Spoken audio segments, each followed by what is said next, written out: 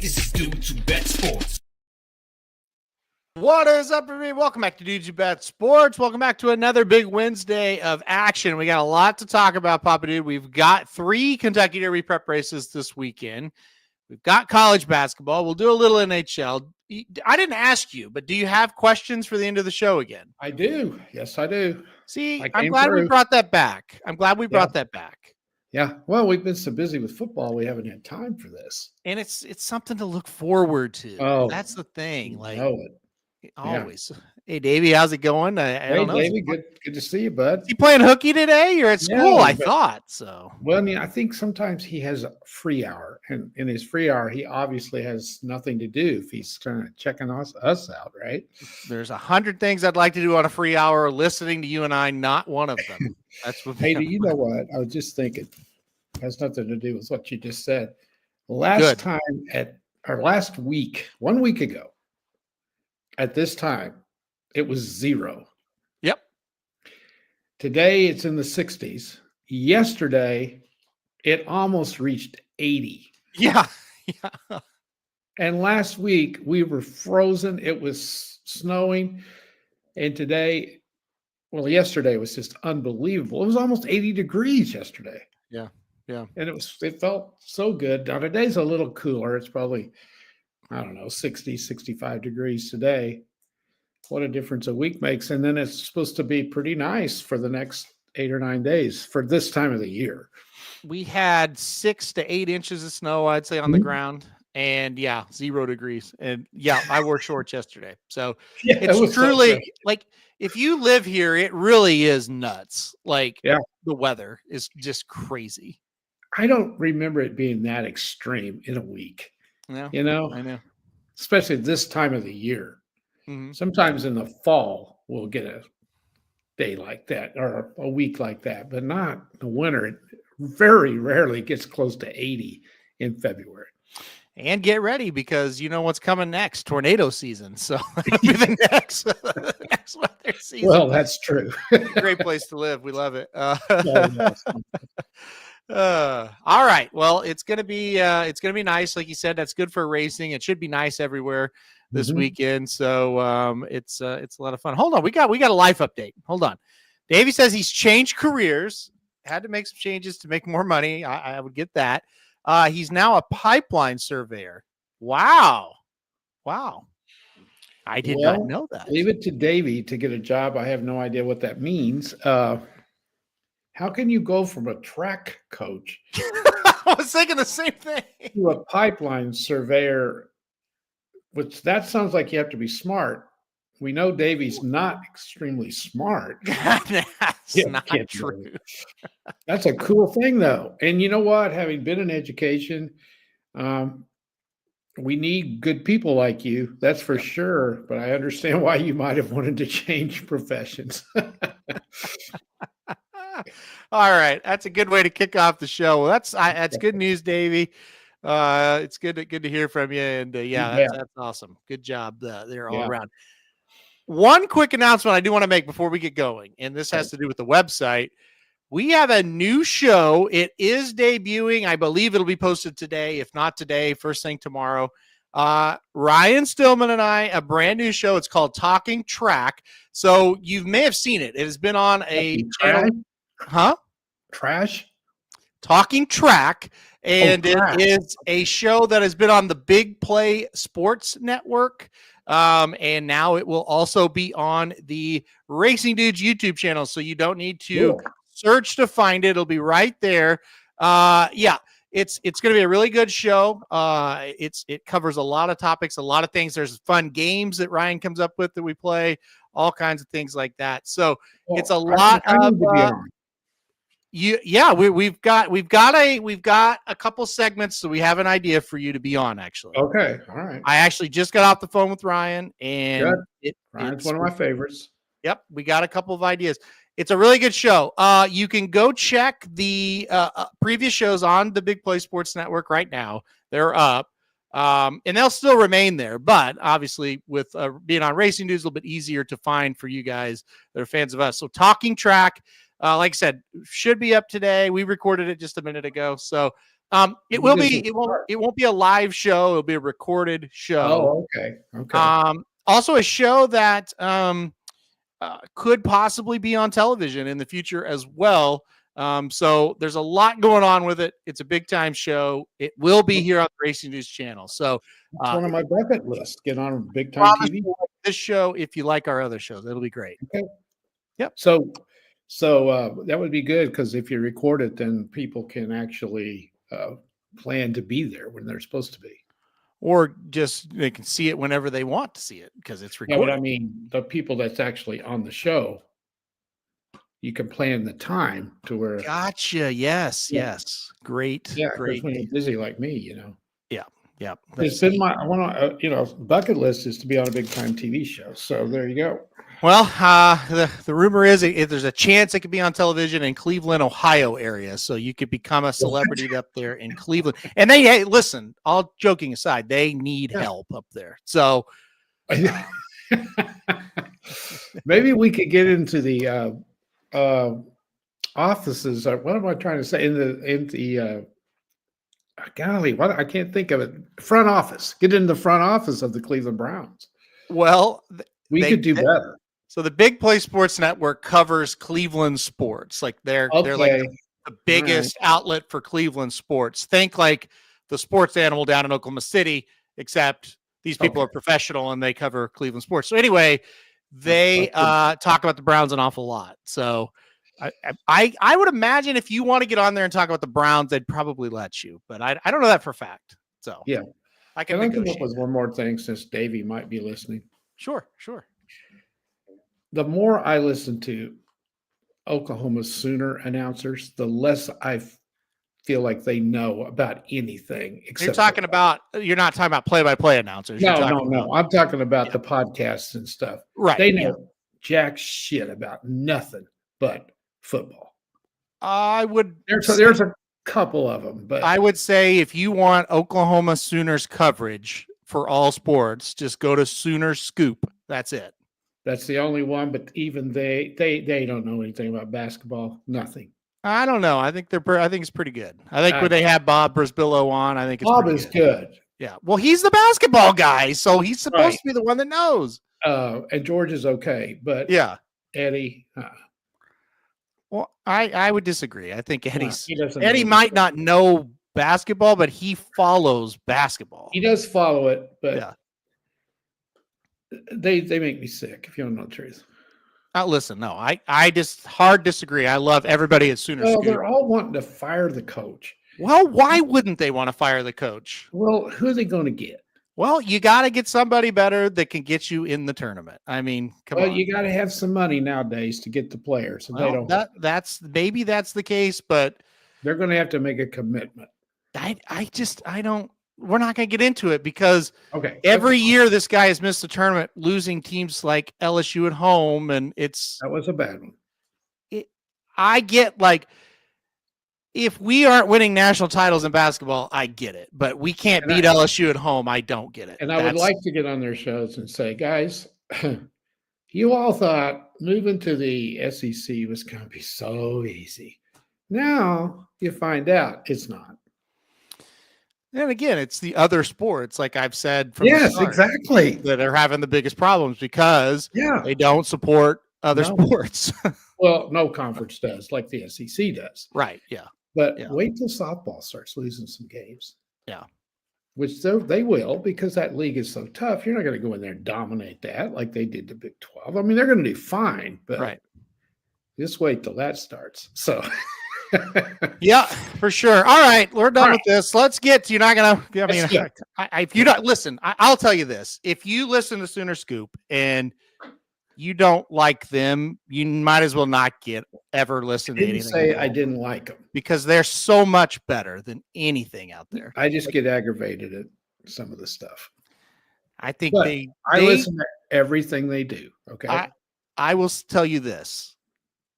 I have listened to other people covering schools. You drop in on them every once in a while to see a controversy. Yeah. They're not even. It's not even. They're so much better than anybody else. It's not even close. So if you ever listen to KREF, the Sooner station, they're pretty darn good too. They really are.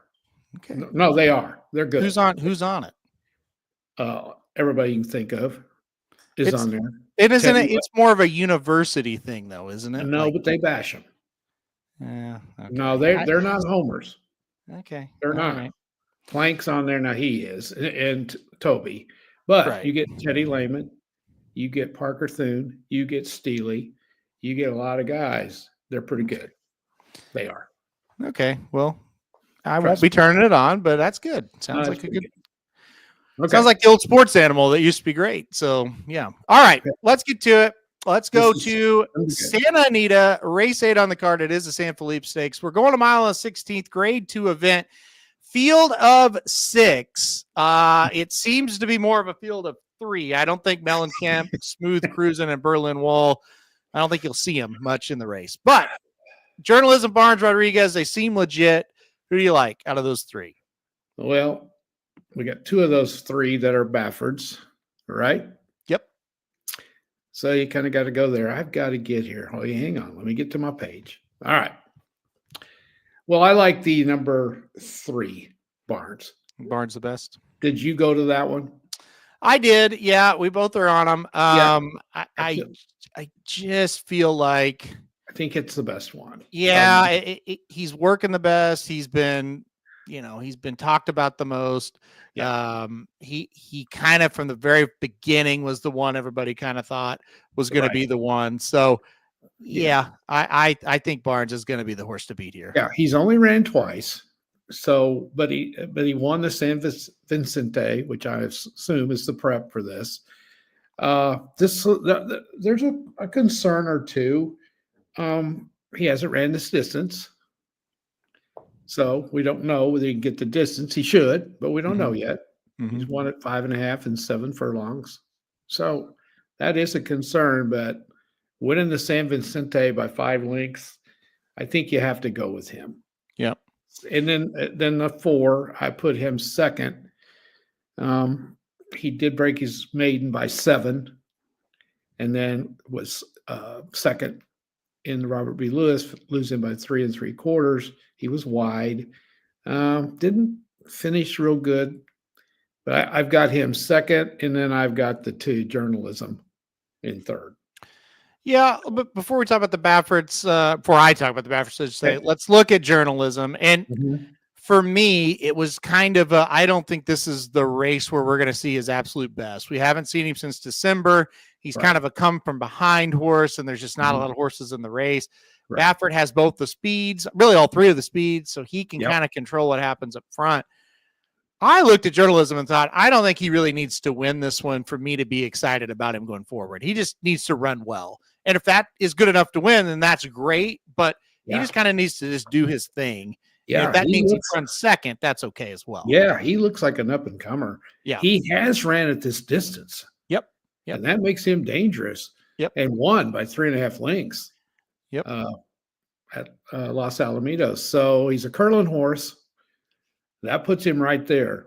So I can see him getting up there and maybe come up and nail somebody, Have to wonder why he hasn't run since December, but I don't think that's odd for 2-year-olds. Yeah.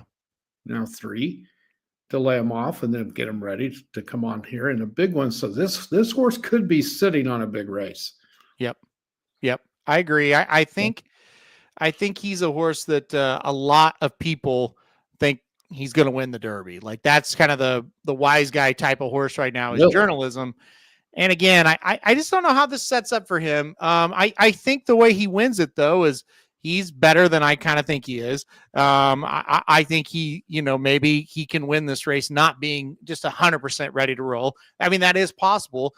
And I think the other way he wins it is if Barnes doesn't run well going longer for the first time. Yeah, that's it's always questionable until we see him do it.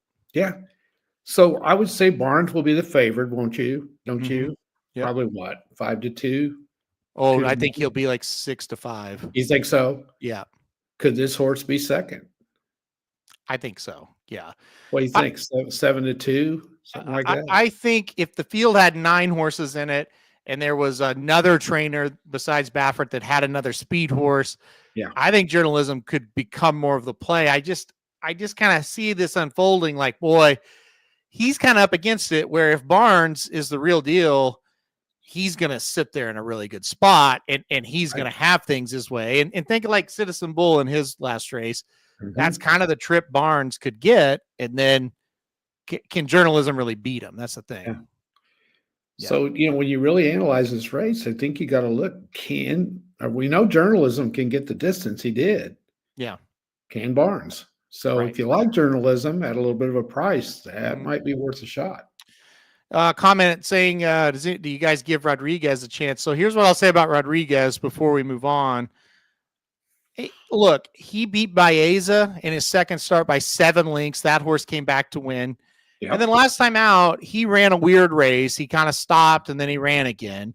Got beat by Citizen Bull. That's okay. Yeah. But I think it's really important to note he beat Matticat Road pretty easily in that That's race. right.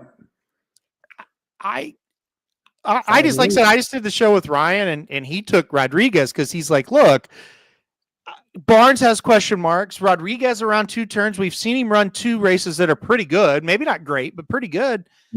Maybe he's more prepared for this race than Barnes. He may be. He may be. Yeah. So, and Bafford's got a good jockey on him too. Oh, well, that's just the thing. So it seems like Hernandez has chose to ride Barnes. But if you're going to get a jockey other than Hernandez on a Baffert here at Santa Anita, it's Pratt. So he obviously thinks something of him for sure. Yeah. So I think it's very interesting. I'm not going to be shocked at all if Rodriguez went, like at all. Yeah. But I still think Barnes is the better of the two. So I'm going Barnes. Yeah. I think you have to pick him on top. And, it's just, can Rodriguez hang with him? I don't know. Because journalism, we know, can get the distance. So you got to throw him in there somewhere. And do you think Rodriguez will be a cheaper price than journalism? Because no, I'm thinking like journalism's like 5-2. Rodriguez is 3-1, maybe. Okay. I don't know off the top of my head, but that's kind of how I see it. I think they'll be similar, those two, journalism and Rodriguez, whatever they are. Yeah. But I also sometimes the odds really surprise me. So we'll see. And it's hard doing this without knowing the odds. And that is still in the morning lines. But all right, we're both going Barnes there. Let's go now to the Fountain of Youth. A little bit more of are they good or are they not? We're going to try to find out in this race, kind of like the Rebel in a way. What do you think? Field of 8 here. Pletcher's got a couple as he's trying to get on the Derby trail. You've got Sovereignty, who's got a lot of height. Burnham Square won the Holy Bull. Who do you like in this one? This is a tough one. It is. Well, I've been round and round and round, and I finally settled on the 3, Burnham Square. Yeah. I just feel like overall his past record is the best of all of them, the most proven maybe. He broke the maiden by 9 lengths. That's always impressive. After 2 tries trying to break it. He's running well here at Gulfstream. He did win the Holy Bull by a length and 3/4. I think his track record so far is just a little bit better than the rest of them. He's also ran at this distance, which means something. Because the other one I kind of looked at hasn't really done that. And so I went with the 3, Burnham Square on top. So before I go on, who was the other one that you were looking at? Well, Fletcher's got the 6 I like. Sovereignty, I also like him too. I got him right in there. So I think I would put him second. Because he did win a grade 3 race fairly easy. But the thing with him, he hasn't run since October. Yep. That's kind of sketchy as well. I kind of view Sovereignty the same way I view journalism. It's like they're coming off layoffs. Yep. They're not particularly fast horses out of the gate. They both kind of feel like 1 1/8, 1 1/4 is where we'll kind of see them at their best. What will they really kind of do here? I'm not sure. I think Sovereignty, like projecting towards the Kentucky Derby, he might be the one you want out of this race. I just don't know about this particular spot for him. Yeah. A little bit worried about him in this spot. It's a long layoff. But I'm with you. Like you go back and watch the race last time out. He looked awfully good. Well, he came from 9th and just was 9th for a long way, and then boom, here he came. Yeah. And he should be able to do that again if that's what he wants to do. He's scary in this one. The 6 has 2 wins, kind of a natural progression. Go the maiden, win the allowance, win them both easy. Won the maiden by 4, an allowance race by 6 on February 1st. So he's ran January 11th, February 1st, now coming right up here to this. It's just kind of a natural progression that you like to see. This one's dangerous. The problem is, can he get the distance? Although he did get a mile and won by 6. So you would think he would move on up and get a mile and a 16th. I think he's dangerous because he's speed. You know. It's always scary when Mr. Manlow and I think exactly the same, and I'm with him. I went River Thames on top, the 6 horse. Look, I kind of agree with what Manlow says here. I'll read the comment out. He said, "I think Sovereignty might need one off the bench, and River Thames might have a loose lead on this surface here at Gulfstream." So, yeah, look, I envision the 6 turning for home with the lead, and if that's the case, I think he'll get that mile and 16th distance. Well, I don't know if he wants to go farther, but I think he can get the distance of this race. Well, when you look too at how he's closed, he had a 2.5 length lead when he turned for home, and what did he do? He won by 6.5. Yeah, and he's maiden. He had a lead of a length. What did he win by? 4 3/4. Yep. He's a pretty good closer. It looks to me like, or finisher, I guess you would say. Yeah, I know what you're saying. Yeah, he's dusting those horses. Yeah, he's got the lead, and then he just beats the shit out of him. So he's dangerous as heck. So who do you like? Who do you think will be the favorite in this one? That's a great question. Yeah, I mean, that may decide who you pick. Even maybe Sovereignty, maybe Burnham Square. I don't really think Burnham Square will be actually. I'm not sure River Thames will either. Yeah, I think it's one of those 3 we just mentioned, but I don't know which one it'll be, honestly. I do think it's a race where no matter who you're like, you're probably going to get the price that makes it playable. Like, I don't see anybody being 7-5 in this race. Yeah. Like 2-1, 5-2. The fact that Burnham Square won the Holy Bull, the Sovereignty won Street Sense at Churchill, I would think Burnham Square is going to be the favorite. I think it's Burnham Square or Sovereignty. I think that's who it'll be. I think the fact that River Thames has not won a stakes will place him as the 3rd favorite. Yeah, I think you're right. I would agree. Again, it might not be. It might be like a 5-2, 3-1, 4-1 type thing too. Yeah. I don't think any of them's going to get to 6-5 or 7-5. No, it's kind of a like if you want to bet the flashy horse, it's River Thames. If you want to bet like the known commodity over the track, Burnham Square, you could do that. Or do you want to bet the horse that you kind of think, he projects to be the best Derby horse? Maybe he'll win in this spot too. That's Sovereignty to me. Now that could change after the race, but that's kind of how I see this one. Maybe just running him to get to the Florida Derby. That's my thought. Yeah, I agree with that. Yeah.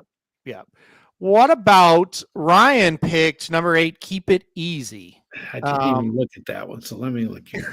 That's what I had a similar thing. It's like, I don't think so.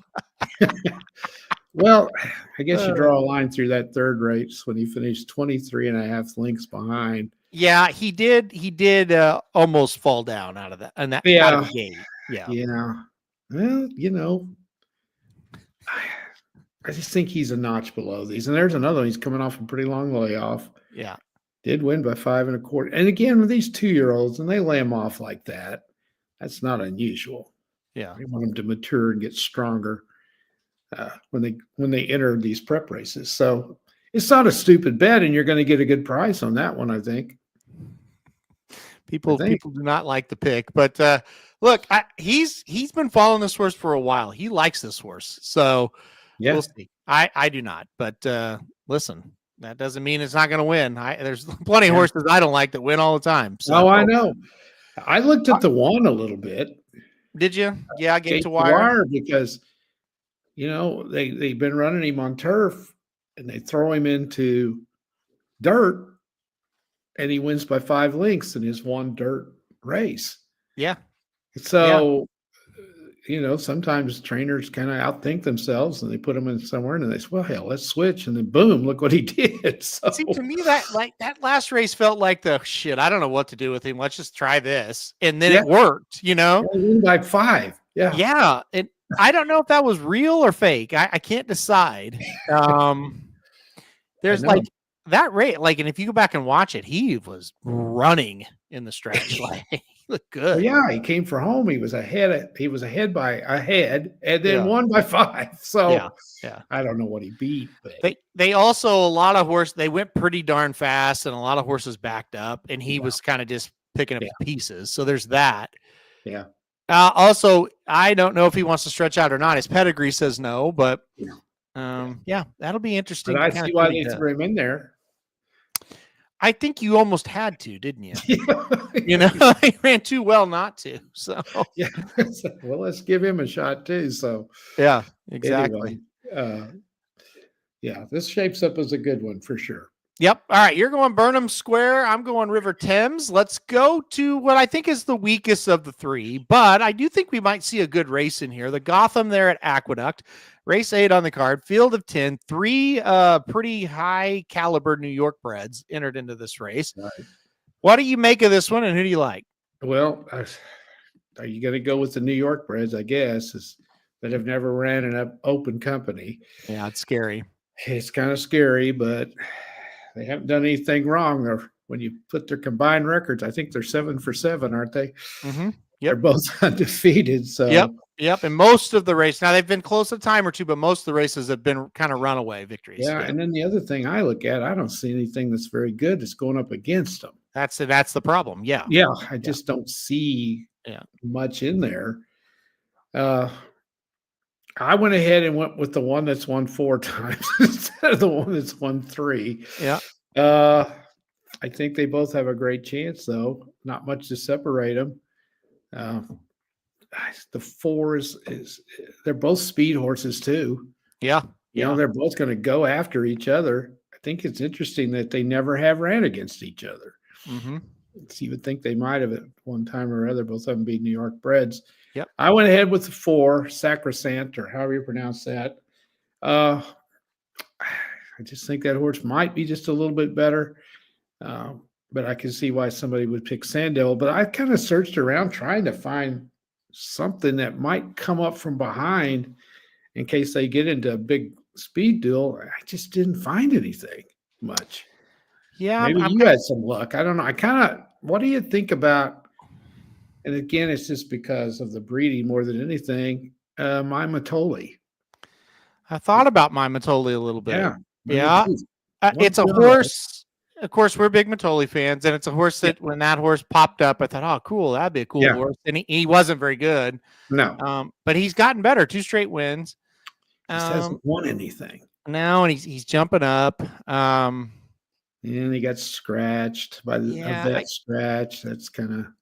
But he comes back and wins by 5 1/4 after that. But it's a starter allowance. Yeah. I didn't like him very well. I just can't bet him. No, I mean, I looked at McAfee a little bit, but I guess like McAfee, talk about a horse that gets scratched a lot. Like he either scratches or they say he's going to enter and they don't enter him almost every week. Yeah, you got to stay away from that. There's nothing in here. I can't find a thing. No, like I've heard a lot of people talk about the Chad Brown horse, the Garamond, and it's like, yeah, he's okay. I could see it. It wasn't too bad of an effort. But it's at Tampa. Yeah, and you just feel like if he wins, it's like, yeah, these horses didn't run very well today, type of thing. Yeah. Now the one I kind of liked him, but he's never ran on the dirt. Yeah. And that's odd. I was just skeptical. Okay, what's he really been facing up there at Woodbine? I don't know. Didn't love it. No, the twos want an allowance. I didn't hate the 2. Oh, I don't hate the 2, but that it just doesn't seem to have a whole lot of talent. John asked about the 8 there, and that's McAfee that we talked about. And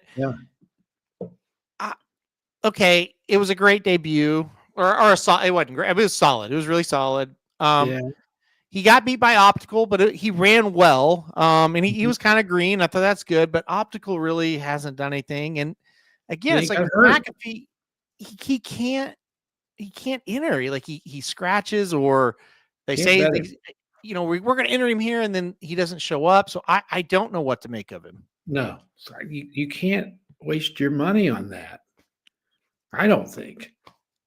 I think betting him is kind of like, let's hope this is like the day that Dutrow gets him to fire big, because it can happen, right? Dutrow's got a race out of all of these horses where he can do. Maybe this is it. There's nothing on paper that tells me that he's that good. Like he's a decent horse for sure, but he's not great, I don't think. Well, he's been injured. Yeah. too, Yeah, something's wrong with him, and I don't know what it is, but there has to be something, and it's probably just a minor little thing, but something's been up with him. Yeah, it's one to me that if he wins, he just beat my ass. All logic tells me I can't bet that horse. Yeah. And again, I think what will happen, and you called it out, and I think it's accurate. If the 4 and the 5 bang heads in this race, all of a sudden, obviously, one of these other 7 are going to have to win. And look, it could be any of them. You can make a case for them. They're not. None of them are world beaters. No. And I just keep thinking, there's no way, because these jockeys can read the form. I don't see any way that they're going to go out there and just blaze. But listen, I've been wrong before, so yeah. I just don't think you can pick against them. I don't know, but now I could see one of them being 6-5 and the other 7-5. I think that's realistically, I think that's what you're going to look at. Yeah. So then, if you really don't like them, then you try to find the best price and go for it. So. Yeah, Dennis and Kevin B are talking about Pagode, the 6 horse. Pagode. I can't. Well, I don't know why you would think that, guys. I just don't. He won by a nose. Yeah, synthetic. One race. Yeah, I didn't like the horse enough. I think you're grasping at straws, but I think one of the things, if the race melts down, this is a horse that's going to be positioned to come from out of it. Yeah. He did close pretty nicely. I went back and watched the Turfway race. It was, he showed heart. Right. Horse racing is so weird. Sometimes, though, I think we get all wrapped up in trying to beat the favorites, and we get our ass beat doing that sometimes. Well, I think this is a classic race where if you're going to try to beat the favorites, and that's fine, but it doesn't really narrow down the field much, because we're not going to play the 4 or the 5. We're going to try to beat them. Okay, I'm with you. Yeah. Just I think you might have a better chance of picking between the rest of them by drawing out of your hat that you used to draw out of. That's the problem. That's the problem I have too. Like, I might sit there and say, okay, I don't know. I can see why a person would say, why am I going to bet these horses? They're New York breds. They're not. But I would pick the wrong one to beat them. That's the problem. Well, not in all spots, but in this spot, it would be tough. I think the number 3 calling card is interesting, because he's done it at this distance, at this track, at an elite level. He only did it once. He only has 1 race out of 5 that you could look at and say that was good, but it was at this track and at this distance. So he's one I think would be very interesting. The 3. I don't like what he did in the Lecomte, but it's hard to like anything he's done other than the win. Yeah. But you got to think the competition was better there, and the competition, he finished 3rd in an allowance at Oakland that Sandman won. Right. Sandman ran okay the other day. Yeah. Took him a while to get going, but he was coming at the end. Yeah. Yeah. So yeah, he's not. Maker does a good job, Mm-hmm. and yeah, or the two. I don't know. I kind of like the two a little bit. It's 1-2 in a row. I mean, Yeah. there's Yeah. some stuff to like. Yeah. Yeah. I'm sorry, I can't get off the two favorites. I just can't. Yeah, I was the same way. I went Yeah. Sacrosanct. Who did you go on top? Sacrosanct or Sand Devil? I went with the 4 Okay. Sacrosanct. All right. So we're both on Because I don't know. I just sometimes I get way too logical with horse racing, and Mm-hmm. you really need to have some daring in you, Mm-hmm. because if you're logical in horse racing, you're gonna be sad a lot. Sometimes you got to have some daring in you. So I admire guys like that, like Dennis and who was the other one, Kevin. Yeah. They're thinking, I'm going to beat these guys. I got to find somebody to beat them because I just don't think they're that good. So, well, I do too. If you're going to try to beat them, I lean towards more Manlow's pick there of the 3 than the 6. The other was the 6 is like that race did not rank very well from what I look at. Like pretty weak maiden race too. So I don't know. It's too big of a jump from the numbers that I look at. Like, and again, I'm not a big like strictly by the numbers type of person, but when I see and it's like, wow, that's 25 points lower than anybody else. Yeah. I have a hard time. I'd like to find some statistics too of how many horses that have won one race by a nose come back and wins a grade 3. Well, I bet those odds are pretty low. I wonder what I've never wondered it until you just said it. It's got to be low, right? It's got to be like 0, maybe 2%. You win a freaking maiden. What is TP? Is that Turfway? Turfway Paradise. Yeah. Turfway. Yeah, big deal. So you win a maiden by a nose, and you're going to bet that horse to win a grade 3? Sorry, I can't do that. So this is why I love doing shows, because you never know when these moments pop up. And now I'm like, okay, I'm going to watch this 6 to see what happens, because if it wins, Dennis and Kevin get to go crazy, and if it runs terrible, we get to make fun of them. So crazy. I'm going to give them all the credit in the world if it wins. I would 100% come on the show and go, that was an incredible. That's the first thing we will mention. Yeah, whenever we do the next podcast, for sure. Yeah, absolutely. But that's what makes it fun, or not fun, depending on which side you are, because it's racing, and that shit happens all the time. So, but if I was at the track with you guys, Kevin, I've never met you. Dennis, I haven't met you either, but I know you a little bit. I would tell both of you, you're both either drunk or out of your minds. And he would definitely tell you that. I can confirm. What the hell is wrong with both of you? But then after you win, I'd be madder than hell at you too. So there you go. I remember, as we wrap up the horse racing part of this, do you remember we were down with a buddy of mine? Oh, you're talking about Clayton? Clayton Bagby, and he picked out that horse Mandara. I'll never forget that in my life. Yep. Who ended up being one of our favorites, right? I loved Mandara, loved him. Yeah, but I didn't that day. No, he was like 12, 15 to 1. He was way long shot. And we were making fun. They're like, what do you see? And he's like, well, on this day, 1 year ago, this horse ran an incredible race right here. And you're like, he's finished 12th in all these other races, whatever he did, Yeah. And anyway, he goes, I'm betting him. And so he went and bet him, and that horse won by the length of the stretch. I mean, he was all over. And the horse got so good, he didn't lose for like 6 races. Didn't he set a record somewhere? He set a world record for 1 mile on the turf at Monmouth like 3 months later.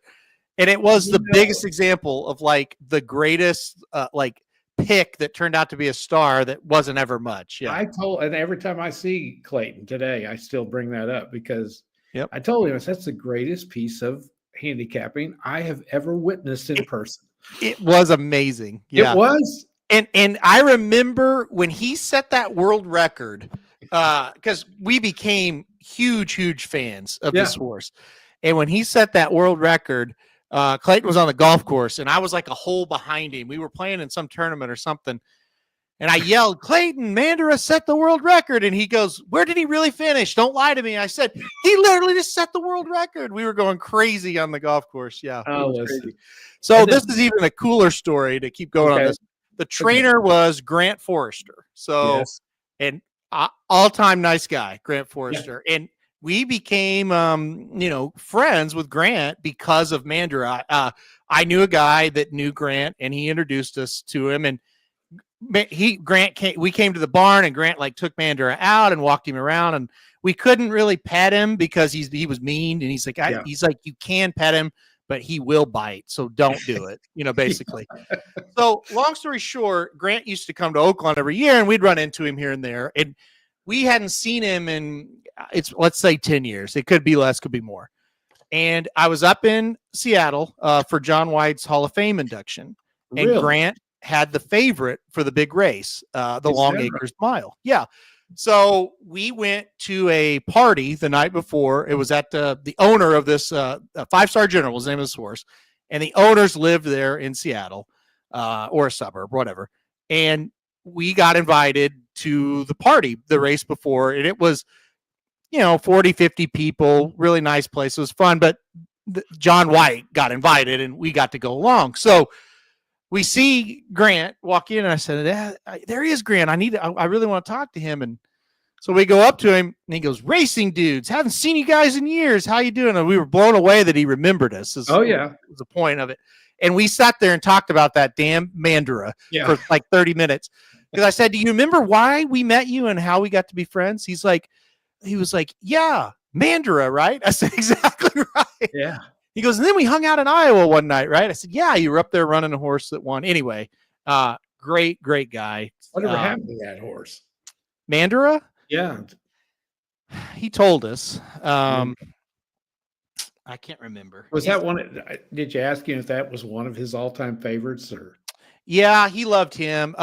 He had a filly that he really, really liked. He was talking about. And then he talked about that Five-Star General. They really loved him. Yeah. But yeah, he said Mandara. He said he was a horse that he only liked certain things, basically. Yeah, like conditions of the track. Yeah. He's like, so if you had him on a track and it was kind of heavy, he would hate it. And he goes, that's what kind of made his running lines weird. He's like, and what happened up at Monmouth that day, the harder the surface, the better for Mandara. He loved a hard surface. And he said it hadn't rained in months up at Monmouth, because that's where he broke the world record. And he said, hadn't rained in months. He said he just got on that track and he got out ahead of those horses. He said he just flew because he's so loving the track. And he said we tried and we could never get him to do that again. Yeah. But and then to finish that story, and again, Grant Forster is a world-class, one of the nicest guys I've ever met. Not just racing, anywhere.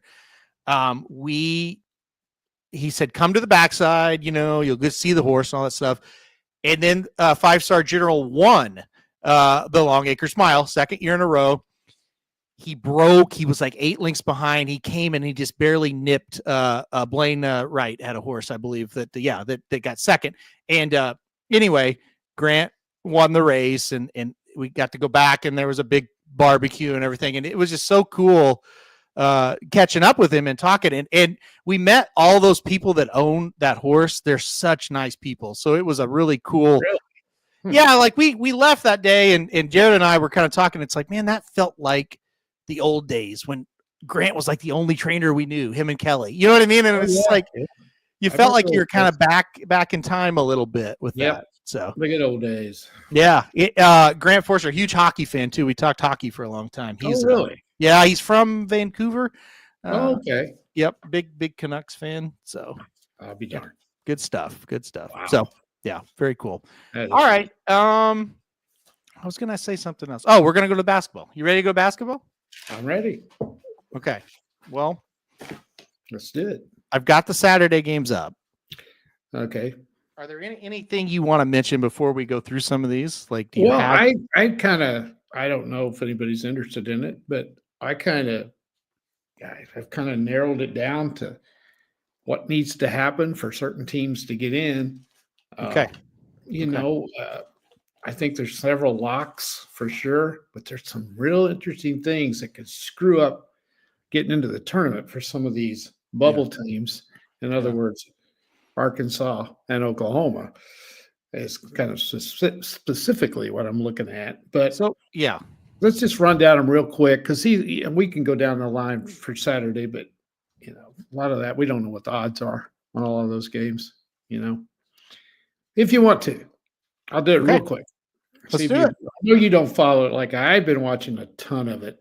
I've been watching a lot lately, so yeah, it's coming down. By the way, are the Thunder fun to watch? God, they can blow a game and blow a game open. Yep. Faster than anybody I've ever. They can just light it up. Anyway, I have an announcement though. Yes, I'm on a permanent ban from watching the Thunder. Why? Because I don't really watch them. And what when night you was watch that? them, they lose. I watched them when they blew that huge lead against Minnesota. Yeah. Was that Monday night, Tuesday night? It was one of them. Yeah. I think it's Monday night. Monday night. Wasn't last night. And we were having fun, and then all of a sudden they lost. I'm like, yeah, I'm not coming back. So I'm banned from Thunder. They're fun to watch. Okay. I'm just going to go through some of the now.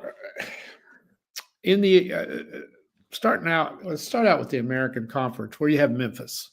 Mm-hmm. They're a lock. They're in, no matter what happens in the conference tournament. But what if they lose the conference tournament? Yeah. They're going to get in, whether they win it or not. So a key for some of these bubble teams are you want Memphis to win. Right. Because if you don't, there goes a seed, or there goes a position right there out the window. Yep. So that's one to look at. Then you look at the ACC, and we got another potential problem for some of these bubble teams. It looked like for a long time the ACC was going to get 3: Duke, Louisville, and Clemson. Well, guess who's starting to play? They have baby blue uniforms. Okay, North Carolina. They're in if they keep winning. Okay. They're in. I would think so. North Carolina out. No. They're up to 18 wins now. They're playing great. They got a superstar. You want them to get beat if you're a bubble team. Somewhere along the line, you want them to go to lose. So with them, they're 18-11. They have Miami at Virginia Tech and Duke. So you're looking 20-12 most likely. And then you got the tournament to win a couple of games too. Yeah. Right. Yeah. So I really think they'll get in. I don't think the tournament committee's got the balls to keep North Carolina out, especially if they have 22 wins. Now, hold on. Our basketball correspondent says UNC does have to beat Duke because 1-11 in quad one games if they lose to Duke. Thoughts? Okay. Let's say, Kevin, I agree with you. Let's say they're 20-12 going into the ACC tournament and they win 2 games. Yeah. You're going to leave a 22 team. I mean, this is not a normal team. We're talking about North Carolina. Right. I think they get in. The other team that's pretty doggone good is SMU in the ACC, but they don't get any recognition because of who they are. Right. So I don't think they're going to make it unless they make a big run in the ACC tournament. All right, so the Big 12, Houston, Iowa State, and Iowa State's got some injury problems right now. By the way, Iowa State lost to Oklahoma State. Well, they got 2 studs that are out. Okay. And that's killing them. Yeah. Houston, Iowa State. Kansas is a team that is playing like shit. Now, they have turned around and won a couple of games, but they're going to get in. Oh, totally. Yeah. And that's why I look at North Carolina is probably going to get in too. Arizona's a lock, Texas Tech. And then there's another team that's ranked this week, and that's BYU. I think they get in too. Yeah. But if they lose a couple, maybe not. Houston, I've watched them quite a bit. I don't think they're as good as they were last year, but I still didn't want to play them. So I think the Big 12 is going to get 6. That's it. Okay. Big East. St. John's, what a job Rick Pitino's done up there, whether you like him or not. What a coach. He is just about as good as it gets. Yep. He's got that place a madhouse. I watched them the other night. I forget who they were. I think it was UConn. And God, it's fun to watch St. John's again, like it used to be back in the old days. Yeah. They're damn good too. They are good. St. John's, Marquette, UConn's going to get in. I don't think they should, but they are just because of who they are. And Creighton, as you predicted a couple of weeks ago, here they've come on and playing great. That's probably going to be it. Xavier's kind of on the outside looking in. The Big 10 is strong. You got Michigan State, Michigan, Purdue. Oregon has made a run, and they've got 20 wins now. Wisconsin, I don't like Illinois, but they're probably going to get in. And UCLA, but here's the other kicker. Guess who's playing good? Indiana. Yeah. So what are their chances? They're 16-11, which I think's pretty bad, but they're Indiana, and they're coming off 2 big wins. One of them's over Purdue. I can't remember. Maybe Michigan's the other one. I don't know. I can't remember. If they get to 18, 19, 20 wins, they're going to get in. Okay. And that's going to knock somebody out. So if you're one of these bubble teams, you want Indiana to start losing. I know, Rob. I don't want them in there either. But, who's the worst of what Dennis say? Dennis says, who's the worst of these 3 teams? Kansas, UConn, North Carolina. Who's the worst? That's a great question. I think it is too. At times, Kansas is horrid. They're horrid. I just think they're going to come on and start playing better. I think UConn may be. They're not very good. Okay. Not very good. Okay, anyway, now let's go to another conference that is one that people better be looking at that's on the bubble, the Missouri Valley. Okay. You want Drake to win that conference tournament because I don't see how you keep Drake out. Okay. They're 25-3. I'm with you. Yeah. Let's say they go on and win out, and maybe they may even get to 30 wins and then lose. There goes another spot. You have to put a 29 or a 30 win Drake team in the tournament. You have to. Yeah. I think. What about out of this conference? Because only I say it because this is a team that was able to beat Drake at Drake. What about Bradley? Yeah, they're 22-7. To me, is that the team you're most worried about beating or winning the conference? And then you got 2 teams in? There's Northern Iowa took them to overtime the other day. Okay. Drake beat them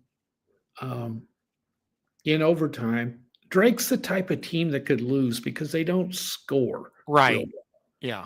So who do you think's more dangerous, Northern Iowa or Bradley or just both? They both are. And there's another team, Belmont's pretty dang good too. They're 19-10. So they could get beat in that tournament. Boy, if you're a bubble team, you want them to win because I don't think the Valley's going to get enough recognition for one of those other teams to get in. So with Drake, just real quick, with Drake, they're at Evansville and they play Missouri State, two teams that aren't very good. Yeah. That would be 27-3. And that's before the tournament. Right. They'll get a bye. I don't know whether that league gets 2 byes. If you're the number 1 seed, you might. I don't think so. I think they just get 1. Okay. Yeah. Well, so I have 27. They're probably going to win their first round game. That's 28. Yeah. It's not a bad league, and it's got a good reputation. Missouri Valley Conference has got a good – they're in. They are in. They have to be. Yeah. Then you got the Mountain West that is coming on like gangbusters right now. They were kind of weak there for a while. New Mexico's kind of fading, but they have 22 wins. Utah State has 24 wins. And San Diego State has beaten all of them. They got 19 now. You got Boise with 19. You got Colorado State with 19. They're going to get 3. Do you think their struggles in the tournament the last couple of years are going to affect it? Though? That's the worry I have with the Mountain West. Might. They may do that. But if New Mexico, Utah State, or San Diego State don't win the tournament, one of those other teams step up and do, then you're in trouble if you're one of those bubble teams. Right. And then you get to the SEC where Mississippi State is really fading, but I think they've done enough probably to get in. obviously Auburn, Alabama, Tennessee, Florida, A&M, Missouri, and Kentucky are in. Even though that's another team, Kentucky. If OU beats Kentucky tonight, it could be a problem for Kentucky. They're not going to take. They'll put. Kentucky's going to be in. Yeah, I think so too. Yeah. So then you got Ole Miss and Mississippi State. They don't have the names that these others do, but if Memphis gets through and wins, if Drake gets through and wins, if one of the high-ranked Mountain West teams comes through and wins that tournament, that opens the door for maybe 10, 11, 12 SEC teams to get in. Because you got Vanderbilt, Oklahoma, Texas, Arkansas, and Georgia. I think at least 2 of them are going to get in, maybe 3. So Georgia beat Florida last night. That's got to mean something for Georgia. It's got to. That hurt Arkansas and Oklahoma. Yeah. That hurt. Yeah. Now, Georgia's liable to lose a few more, though. But you know what? They took Auburn to the wire the other day at Auburn. And I watched that Florida game last night, and Florida made a great run. Florida was down 26. Florida took the lead. And the kid made a huge 3 for Georgia. Yeah. And they came back and beat them. So that was a huge win for them. They're pretty good. Yeah. Vanderbilt is in. Yeah, they've got a couple of wins, but they're fading just a little. I think they get in too. So Dennis is right. This is a year, though, the SEC is so damn good. You got to throw those conference records out the window. I mean, this league is unbelievable if you watch it night in and night out. I mean, like OU's not great, but when they get on a roll, like they did against Vanderbilt and against Mississippi State, and they get things going their way, they look as good as anybody. So they've got some great quad 1 wins. Those, Yeah. So Arkansas we're going to go Arkansas, Oklahoma. Another good one. There's Arkansas 16-11. They've got Texas, at South Carolina, at Vanderbilt, and Mississippi State. How many do they have to win where they're comfortable? Well, 3. I think so too.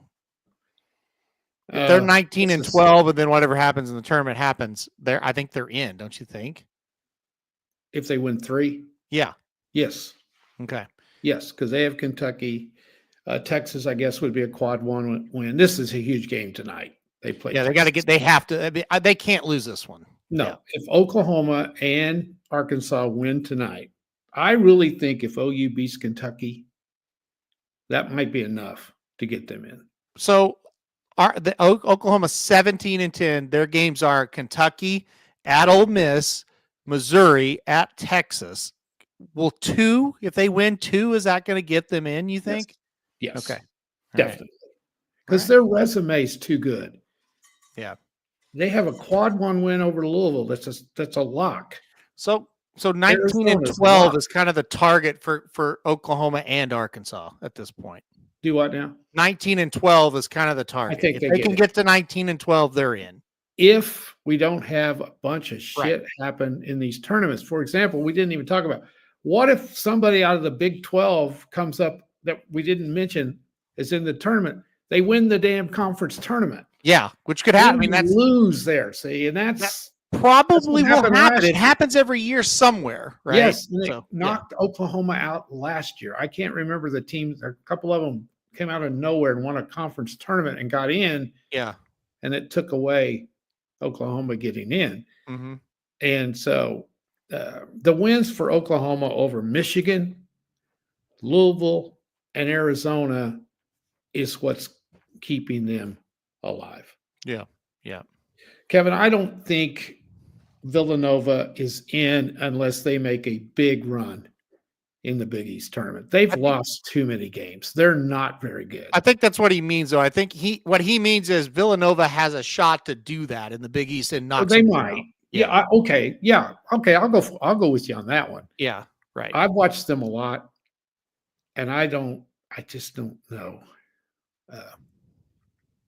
if they can get in. If they can make a run. I don't know if they're good enough. Okay. I don't know.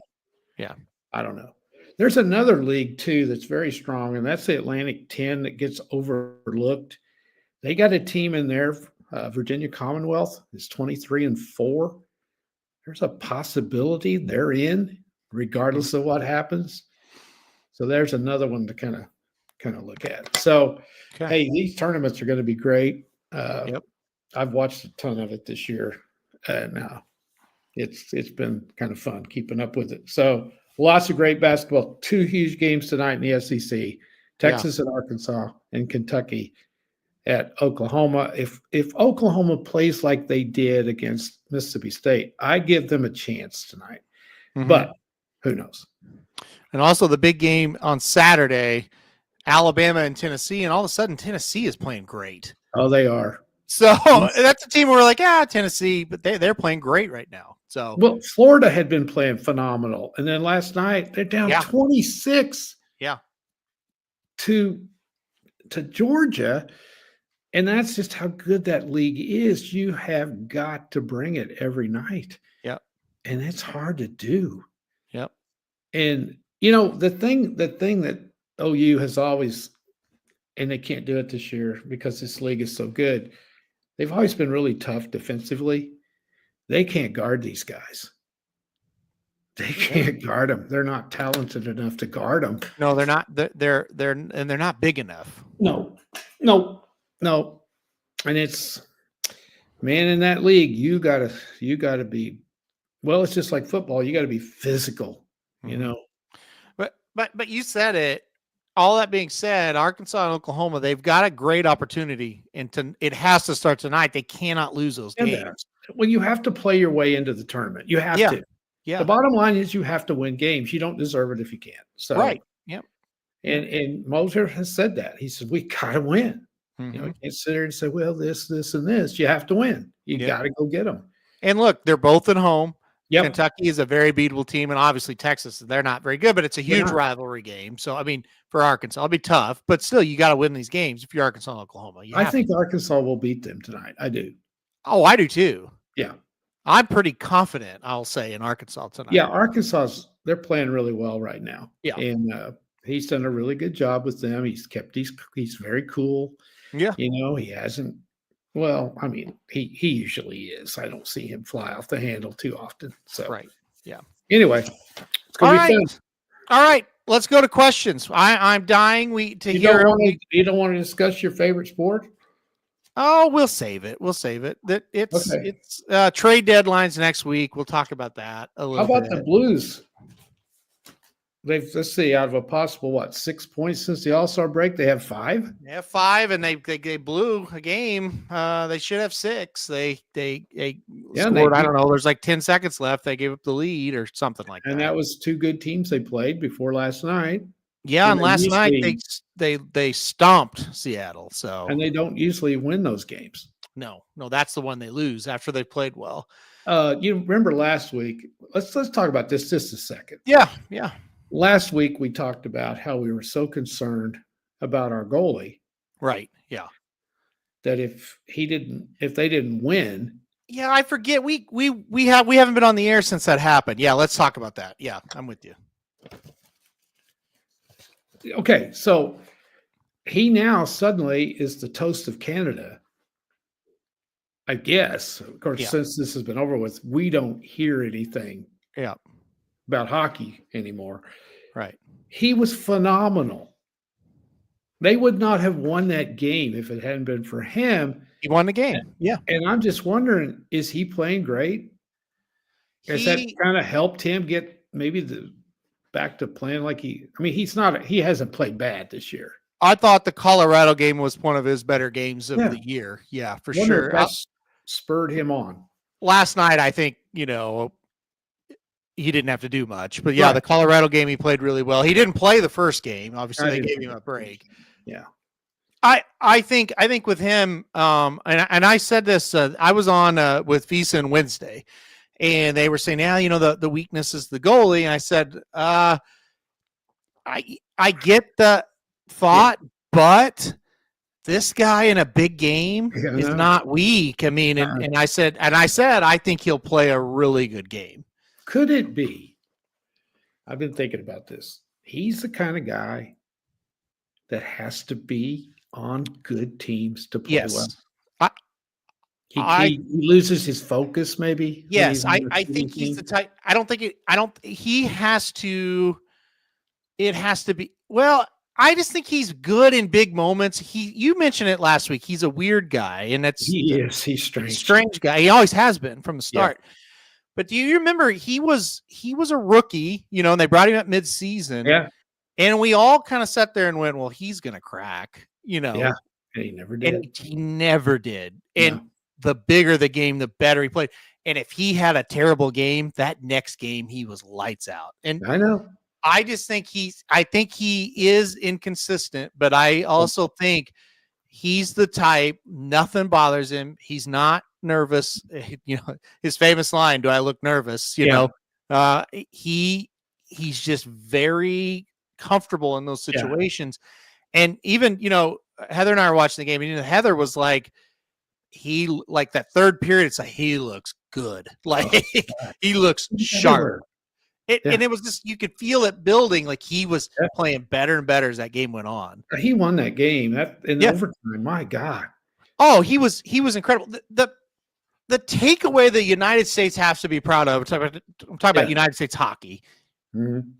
They stood with them toe to toe twice. They did. They were better than them in that game. And they were missing one of their best players in the second game. Yeah. He would have made that's a bad story. He's out for a while. But yeah. I thought they dominated the game. They should have won. They dominated most of the game. Yeah, most of it. Yeah. I was so impressed with Bennington after the game. Well, first of all, I was so impressed with the announcing. So good. What's his name? McDonough is so good. Yeah. And he was so prepared because the Blues won that in 2019. That was like 6 years ago. And he kept referencing how, hey, we're back to 2019 Game 7 with Bennington playing like he did against the Bruins. How many guys do you hear bring that up? I mean, 6 years ago, he was bringing that up. I just thought that was fantastic. And then a good point here by Kevin B., our hockey guy. How in the hell can you leave Connor McDavid open anywhere? So I'll explain what happened on that. I don't need to explain to Kevin, but for people that are newer to hockey. So here's what happened. The United States has a player named Jack Eichel, who is he's one of my favorite players. He's so good. Oh, he is. And he's so good. He's a great prolific player, but he is a great defender. So what happened was, anytime McDavid was on the ice, Jack Eichel was on the ice. And if you notice, the whole game, you didn't even know McDavid was out there. McDavid said he played terrible. He did, because Jack Eichel shut his ass down. Yeah. And that's the thing that people don't. I mean, Kevin, yes, and people that watch it, yes, but that is so valuable if you've got a forward that you can put against their top forward and they shut your ass down. And that's what he did. But what happened was the United States iced the puck. Matthews was out there. When you ice the puck, you cannot change lines. And so Matthews got stuck. The Canadian coaches said, okay, get McDavid out there. Mm-hmm. And all of a sudden you've got, and Austin Matthews is not a terrible defender, but he's not a shutdown Connor McDavid guy. No. And that's what happened. He's a scorer. They lost the draw. They got lost in their own zone. You don't have your best defender, and all of a sudden the best player in the world's wide open in front of the net. Now, you still blame the guys out there. It doesn't take Jack Eichel to be out there to know you can't leave him wide open. But that's what happened. Yeah. And that's the game within the game. Yeah. And that's what happens. And I remember, we'll get off this because no one's interested, but back in the old days when Brett Hull was with the Blues. Real quick, thankfully people are interested in this now, and that's great. Yeah, it is. Go ahead. Back in the old days when Brett Hull, and that's way before a lot of you guys' time, superstar for the Blues, they would get in the playoffs, and Hull was on a teams that weren't real good. Yeah. And the Red Wings, anytime we would play the Red Wings, they had somebody that could shadow him. Yep. And the Blues would end up losing a series, and they'd always blame Hull because he was the superstar, and why can't they win? Yeah. Well, at the end of the series, they might have played 6 games. Hull's got 6 goals. What about the other team? What other players? They didn't do anything. He always got the blame, and that's what happens in hockey. When you get beat, your best star gets the blame.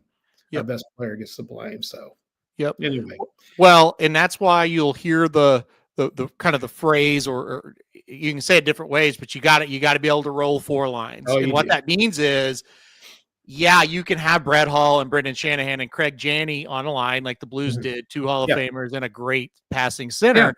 But if your other 3 lines are shit, well, if the other team's got a Jack Eichel type guy, or a line full of guys that can shut you down, they'll take you out of it. We've taken that line out of it. Now, what do your other 3 lines do? That's Nothing. Right. Well, you're fucked. I mean, you're never going to win a playoff series. Yeah. The other thing that I was going to get at with Bennington was, he could have gloated. He could have said, "Hey, I told you so." He could have been an asshole about the whole thing.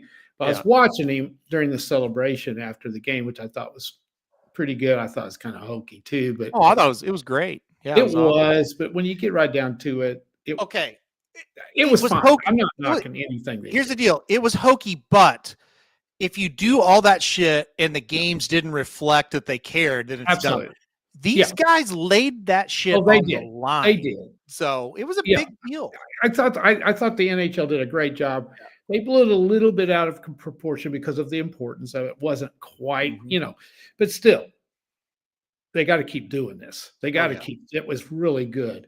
Yeah. But I watched him in the celebration. He was just clapping for his teammates. Yeah. He didn't do anything when he got the whatever they gave him that looked like the Stanley Cup. I thought that was going a little too far. But anyway, that was okay. Not a problem. I agree with that. And didn't you think that was a little the medals were cool, and then it's like we're not skating around this cup. But come on. You know what? They didn't either. Did you notice the players thought that was I thought they thought that was dumb too, didn't you? Yeah, 2 pushes with the skate and give it to that was somebody it. else. Let's get to the locker room. Who's the next one that's going to be embarrassed out here skating around with this? Yeah. I thought that's what I meant by hokey. I thought that was going a little too far. But I watched him when his teammate would go out, he clapped for every single one of them. It was like I really was impressed. I came away from that watching that part right there more impressed with Bennington than I've ever been. Yeah. And I was pulling for the guy big time because I didn't want him to take the criticism if they got beat, because he would have. And you go into overtime, what was it, 2-2 going into overtime? How can that be the goalie's fault that you're going to, it's just, it was just, I don't know. But anyway. Yeah, I agree. Yeah. So I watched an interview with Bruce Cassidy, who was, he's the head coach of Vegas, and he was an assistant on the Canadian team. And they interviewed him after the game, and they brought up this because Bruce Cassidy was the coach of Boston when Bennington went in there and won the cup. And they said, you were on the right side of a Bennington performance in this building tonight. And he chuckled and he said, you don't know how many conversations we've had amongst coaches of, we know what this guy can do. And he said, I'm not the only one that's seen it. We know when he raises his game to that level, he's one of the best goalies in the world. And he's like, there was just never any thought to change. And he said, I coached the guy that was the backup, and there was just never a conversation that we were going to change goalies because we knew we needed that kind of performance to win a game like this. Yeah, he's done it on the big stage. So it was great. All right, you ready? It was fun. Let's see. Oh, one other thing before you go on with this. Okay. Then this kind of ties into what we're going to do to finish. You told me to go watch Adam Sandler on the Kelsey Boys, right? Yeah. And it was fantastic. Go watch it if you haven't. It's really good. Today, the Kachuk brothers were on the Kelsey show. Oh, I got to see that. Go watch it. I have never watched them. I've heard about it. I don't really care for either one of them all that much, but I do now. Have you seen the one with Will Ferrell? Oh, yeah. Yeah. God, I thought that was even better than Sandler. It was better. I agree. It's amazing to me they know all these guys. And personally. Yep. They knew the Kachuk brothers personally. They had Caitlin Clark on. I didn't watch that one. I haven't seen it all. I was watching and I got interrupted today. I'll watch the rest of it. It was really good. They know her. Yep. And I guess everybody watches them, and I got on late with them. They're hilarious. Yep. And I've got a whole new appreciation for Travis Kelce. Yeah. He's a regular guy. Mm-hmm. And, he's really good. The other guy kind of gets on my nerves a little bit, but he just a good old boy. Yeah. And some of the segments they have on there are really good. They really do a good job. It's not just capitalizing on the Kelce name. They're really good. Yeah. Oh, this was with the Kachucks. You got to listen to it. You have to listen to it. I will. Oh yeah. It is they do such a good job of getting those guys to just answer. Well, Matthew Kachuk will say anything. Yeah. And then Brady was really good on it. It was so good. It was so funny. Like it's you got to watch. I actually know these people, and it's really, really good. The one after the Super Bowl was really good. Yeah, I hadn't watched that one yet. Yeah, I need to. I listened to that. I really thought the way Travis was talking, he was going to retire, but I kind of saw something the other day where he's coming back. They think he's coming back. So yeah, I saw that. He didn't. That was right after the Super Bowl, and Jason was so good on that because, of course, the Eagles were his teammates, and his brother was on the other team, and he said that was the toughest game I've ever watched. He said I didn't know which way to root. He goes, I couldn't relax. I couldn't enjoy it at all. Yeah, so, I could see how that'd be the thing. Really cool. Anyway, all right, questions. All right. Now this one, okay. Just your opinion. Maybe we shouldn't even get into this much, but oh boy, you're gonna start off great. Here we go. No. Let's save it. Let's see how these others go. Okay. All right. Because we might be able to spend the whole time on this one question. But anyway, here's just a fun one. Do you pay any attention to your zodiac sign? No. Do you think that's the dumbest thing ever? Dumbest thing ever. Yes. There are so many people though that believe in that. Yeah, that is not for me. No. No, me neither. Used to we don't get the paper anymore because they don't deliver the paper anymore. But I would read what your zodiac sign was for the day. I used to read it, but I never thought anything about it. But a lot of people think like an Aries can't match up with a Libra. Yeah, I've heard that. Whatever. Yes. Yeah. And they'll base their whole relationship on your zodiac sign. And I'm thinking, okay, all right, I guess, I don't know. But I don't know. I don't either. I just thought that was, I don't pay one bit of attention to it. I could care less. No. But some people do. No. What is one thing you just couldn't do, even if you were offered $1 million? One thing I couldn't do. You could not do it no matter what. Oh. Maybe you could do anything, but there's one thing I don't think I could do it, even for $1 million. I think there are several things, but I be in a room filled with snakes, or you know what I mean? Like there are certain things that there's just no way I could do it. I would just be too terrified, even for $1 million. You know what I mean? Like I could jump out of a plane or bungee jump but something that involves like an animal that I'm terrified of. No, I couldn't. Depends on how many snakes there are and how much room I had in the room. Yeah, but if you I'll give you $1 million. You got to be in this pit of snakes for 5 minutes. There's no way. I probably couldn't either. No. You just mentioned I couldn't jump out of an airplane. There's no way. I wouldn't want to. No way. I wouldn't want to, and I would be terrified. But I think I could do it for $1 million. I don't think I like could. If it was $1,000, no. For $1 million, I think I could. I think I could. It's about mentally getting yourself to a place to get through something. I think because my thought process would be this: I wouldn't mind going up in the plane. I wouldn't mind being up there. It's just the idea of jumping. But then once you jump, it's just however long, 30 seconds or whatever, and then the parachute's going to pull. So it's just getting over that 30 seconds, right? I think I could. I don't know. I might die in that 30 seconds. I might have a heart attack. I don't know. I think I could do that before I could bungee jump, though. I think I would be more confident. I think I could bungee jump easier.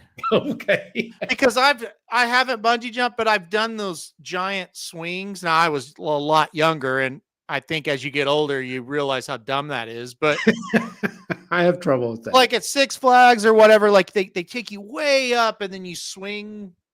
So you're the same height as a bungee jump, except it's a big swing instead of a drop. But I think I could do it. I do. I just don't think I could jump out. That's just one thing. I hear people say, "Oh yeah, it's on my bucket list." Well, No, I don't want to do it, but I could. I definitely mentally think I could get there. But yeah, like just like if there was one snake in the room right now, and it was a garter snake, and I knew I couldn't do it. Well, I've often tell this story, and it's true. If it's never happened, but if it did, this is true. If I walked out that front porch and there was a grizzly bear on the porch and a foot-long snake, I would be much more scared of that snake than I would be the grizzly bear. I agree. I would say, "Hi, Mr. Bear. How are you doing?" Well, and again, I know that you don't need to be around bears, okay? But one time we saw like a bear and like 3 of her cubs, and it was a situation where it's like we were standing up here, there was like a little incline, there was a river, and then they were on the other side. Well, theoretically, easily that bear could have come up, but I was never afraid. But if a snake or something was over there, no, no way, no, that would not happen. I mean,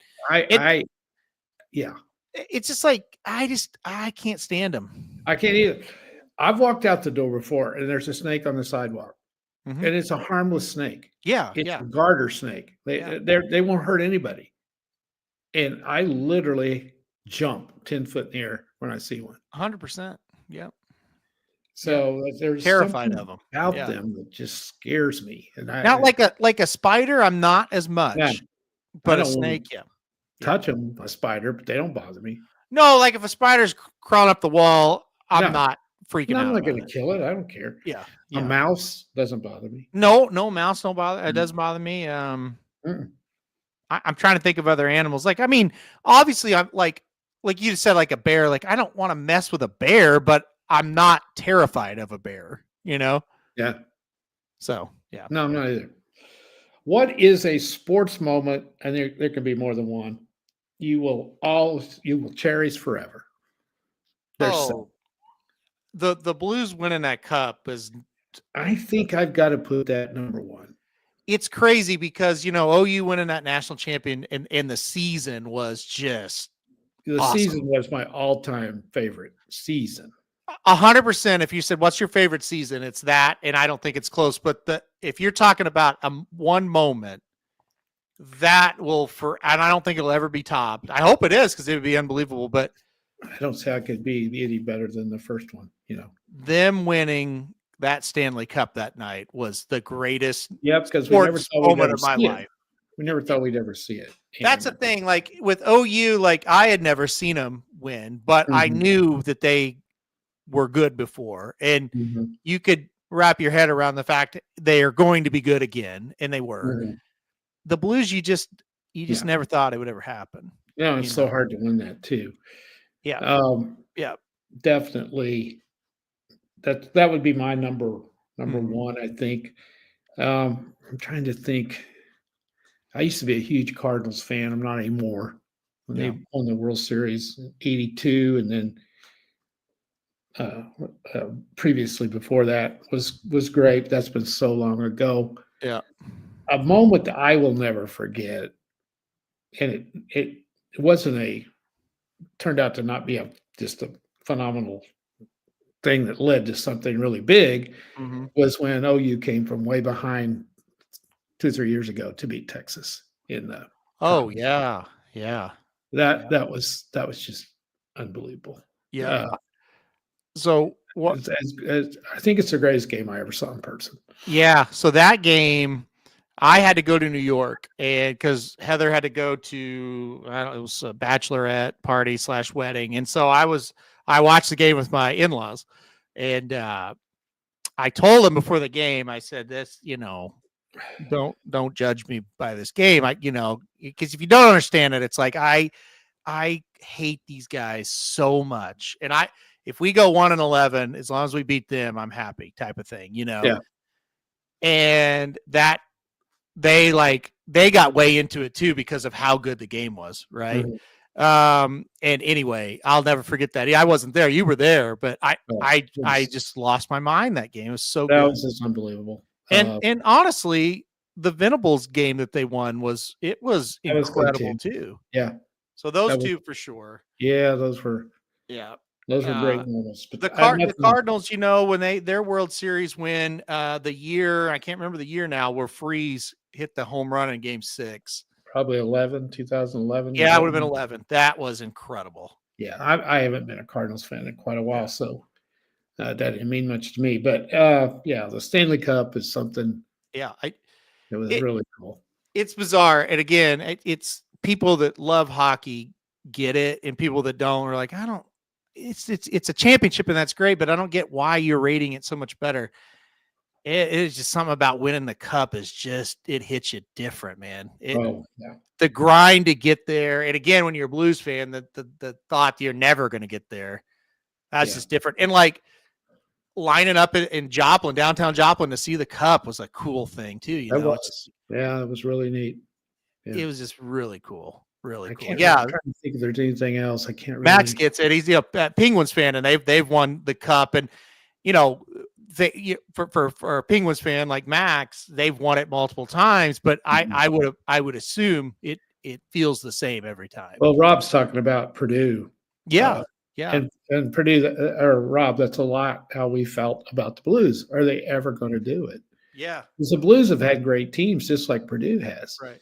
And the Blues have gotten beat in the first round of the playoffs with great teams like Purdue's lost early in the tournament before, and it just gets to you.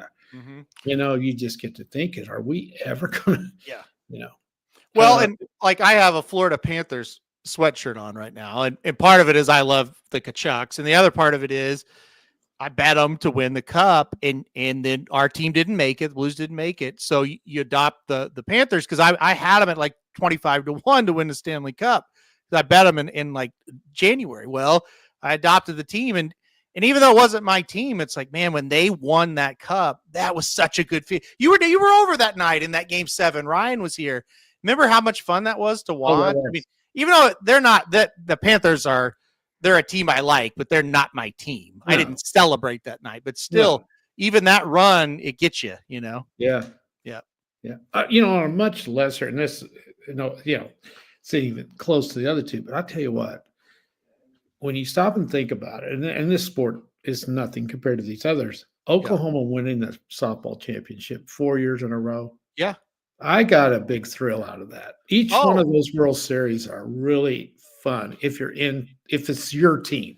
So my insurance agent, he is so into softball. It's incredible. And I would say that would be his answer if he was talking about that. Yeah, so that's how big of a deal that was for people that are into that. Yeah. Yeah. And, I always heard the older you get into girls' sports more than you did when you were young. Yeah. It's true. Yeah. I go watch Missouri Southern play. Neither team is real good this year. Yeah. I enjoy watching the girls 10 times more than I do the boys. Yeah. And the boys play hard. They don't do anything wrong. And I've been that way now for the last 4 or 5 years. Yeah. No, I get it. So I watched a little more. And I hate to admit this. Mm-hmm. Are you ready for an admission from me? Yeah. Okay. Yeah, I guess. Uh-huh. So, Madison is here a lot. So you're watching a lot of girls' sports. WNBA. No, I can't get into that. So last year was the playoffs when she was around. Yeah. And we watched it, and I thought, this is pretty good. And I kind of want to go to a Las Vegas Aces game just to go to Vegas, but we'll go. I can't watch the NBA, let alone the WNBA. Okay, but that's the thing. I can't watch even that Thunder game, and the Thunder are fun. It was okay. I can watch the WNBA. So I watched the whole Thunder game Sunday night when they were in Minnesota. Yeah. And that's the first full game I've watched and I'm not going to sit there and say I was glued to it. Yeah. But it was on the whole time. Yeah. And they blew a big lead in that and came back and won. But anyway, yeah. See? Right here, Indiana Fever. Maybe Yeah. we need to go. I would go. Is that who she plays for? Yeah. Yeah. I put it this way: if the Cousins wanted to go, I would go with them. That's where I'm at. I'm not going to go by myself. I'm not going to, go to Indiana to watch them. It's true. There's nowhere close, though. That's true. Well, it used to be in Tulsa, but I guess that folded quick. So yeah, that didn't go over too well. But I would I love to watch the Oklahoma women play basketball. See, I think you would like the WNBA then. I doubt it. It's a whole different thing, but actually it's not. So this Liberty team, I watched a lot of them because we were watching the Pearls. Okay. They look good. But I'm a Vegas fan. I like the Aces. So what the hell's that girl's name now? I'm sad that the basketball season is about over for Southern. Tomorrow night's this weekend's the last 2 games. Yeah. And the girls are like 17 and 12, which is okay. They play hard. They try. I'll probably go tomorrow night just because I kind of enjoy watching them play. They're just right. They're not good, but they play their ass off. And I don't know. Something about watching girls, you kind of feel bad for them when they lose or something. I don't know. But anyway. I'm trying to think of that girl. Who's that girl's name for Vegas? I said it wrong and they're laughing at me. I can't think of a Vegas. Who does what's her name play for? Reese. Chicago, I think. Okay. I saw her on an advertisement for McDonald's last night, I think. Yeah, this Wilson girl. That's her. Yeah. Okay. Asia. Yeah. So Angel plays for the Sky? Yeah. Chicago Sky. Yeah. Okay. Yep. All right. Anything else? She's the mean one, right? Yeah. Well, I don't think she is. Dennis wants to know what does closing like gangbusters mean? I don't know. I saw Kevin ask that, and I don't know what that means either.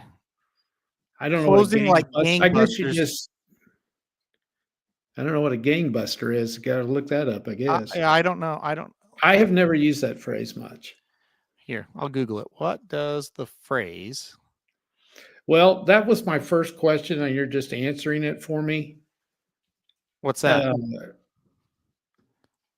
No, you can call me old, Kevin. A company that has been growing like gangbusters with increased sales. What does that mean?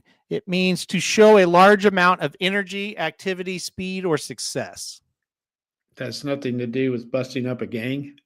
Yeah, I don't know. Now I don't know why you would. The economy is going like gangbusters would be an example. So it's a large amount of energies. I've heard it. I definitely have heard it. I probably have said it once or twice. I don't know that I've ever said that. Yeah. Well, my first question was going to be, and you just answered it. And what? Well, I hear people a lot of times start saying that the invention of the internet started the downfall of everything. Has it been mostly good, or would we have been better off if we never invented the internet? Oh God, what a question. Probably did say it, Dennis. You're probably right. You know, I think I'm going to have to say mostly good because yes, you can get whatever information you want in a second, and you didn't used to be able to do that. I would say 95% good, and this is what I was going to go to next. Yeah. Yes, definitely. The internet itself hasn't caused the problems. It's social media and cell phones. Yeah. And not cell phones where you can call, cell phones where you have a computer at your fingertips 24/7. Yes. That's where I was going to go with it. And I agree with everybody that's saying the internet, let's face it, guys, we would be lost without it. Mm-hmm. Me included. And I'm well, to be fair, if we never knew about it, we might not be. Right. But now we do. Right. And we would be lost without it. I mean, I can't tell you how many times I just go look it up on the internet, or I watch a ball game on the internet. Mm-hmm. There's just, And Davey says we wouldn't be friends without the internet. Absolutely right. Yep. Well, we wouldn't have a website without the internet. I was going to say, I don't know what I would even be doing without it. Right. So it definitely is 99% good. Social media is killing us, folks. Yeah. It's Oh, just, 100%. and we're all guilty of it. Well, you've gotten off of it, but Right. and I don't do Twitter anymore because I just don't. Because it's just opened up hate all over the place, and you Yeah. can just hate on people, and you just. I mean, it's given us a place to voice our frustrations. Yeah. Yeah. And again, I think the idea of social media is great, but It is, but you can't it control it. and it's just I gotta tell I'll be honest with everybody here. And I don't know that I've ever really said this. If I would have stayed on social media, I really believe I would be in a deep depression by now. Yeah, you got to kind of Because I was so just ugh. I just felt terrible being on it. And I got off of it and like the weight of the world was lifted off my shoulder. I felt so good. And it was like 6 months after it, somebody had sent me a screenshot of like a thread that we had, and it turned negative and everybody was calling us names and everybody was hating on us. it gets to you. And I hadn't felt like that anxiety of that happening was normalized. Right. Yeah. And then when 6 months being off of it, and I saw it, I just felt this rush of anxiety and just horrible feelings coming through me. And it hit me. And I thought to myself, that's what you were feeling every day, but it felt so normal to you that you didn't think like that. But it just crushes you when you get that. It For does. me, it did. And like some people can handle it. I can't handle it. So yeah, it was just like, it was like, yeah, you got off of this and you're a way happier person now, yeah, yeah. And like this, like I was smart enough to know it because my mind's developed enough. You're in high school. You're dealing with this shit every day. Somebody making fun of you. Somebody doing this. You posted a video and they hate this about you. And they hate this. That's why you're seeing these problems. In my opinion, that we've been seeing. So it's crazy. Yeah, and you just can't control it, and that's the bad part. But like I say, there's no answer to that. Yeah. We're all on our cell phone way too much. Oh yeah. And even me without social media, I'm on it way too much. Yeah. Way too much. You can't go into a room without it. Nope. And it's addictive, and it's basically, it's just become a crutch for you to have. Yeah. And you don't need it, and you're not getting anything out of it. No. So yeah. Well, I think I told the story on here a couple of years ago. I had to go to another town that was 13 miles away and pick something up. Yeah.